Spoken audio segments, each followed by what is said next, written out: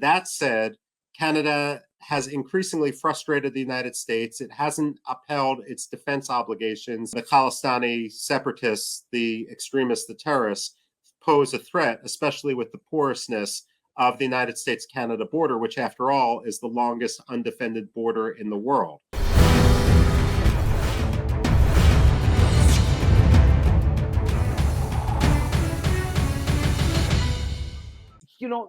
Hearing you, listening to you for the past couple of days, you've talked about the entire Nijjar controversy that Justin Trudeau's government has sparked, and the fights that they've taken up with New Delhi at a time when when the West had just started taking the engagement with India to a newer level.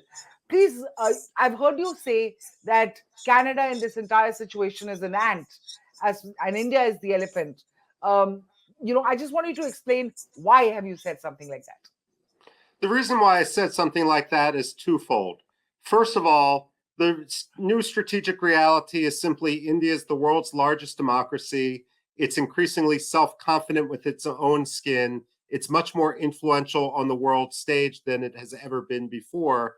And given the threat that is posed by China, as well as by Islamist extremism, emanating from Pakistan, Afghanistan, and elsewhere, India is simply a crucial ally.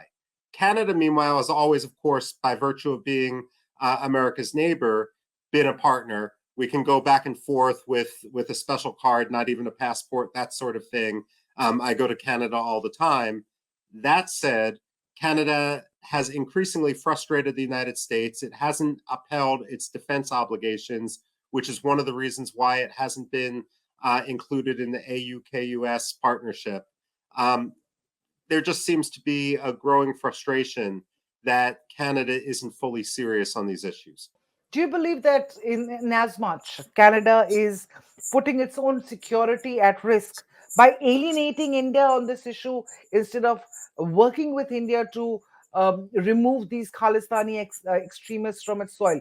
And I'm talking apart from the political compulsions that Justin Trudeau may have.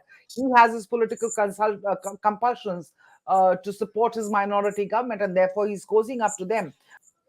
Well, I would actually take your question a little bit further. You're absolutely right that Canada's undermined its ability, its security, but it goes way beyond India, because by politicizing the Five Eyes nation intelligence sharing, what Justin Trudeau has done is raise reticence in the other capitals, in New Zealand, in Australia, in the United Kingdom, in the United States, about whether Canada can be a trusted partner. Now, honestly, I think that most people will come to the conclusion that the problem is Justin Trudeau and not Canada. Are there whispers in the American intelligence circles too that Canada, a neighbor, could be letting Pakistan-backed extremists run amok? That said, among the professionals, there's deep, deep frustration at how this is developing, and without doubt, the Khalistani separatists, the extremists, the terrorists, pose a threat, especially with the porousness of the United States-Canada border, which, after all, is the longest undefended border in the world. So This is a major issue. I would say the silver lining to this entire crisis is that no one in Washington, no one in Ottawa will ever again ignore the threat of Khalistani extremism.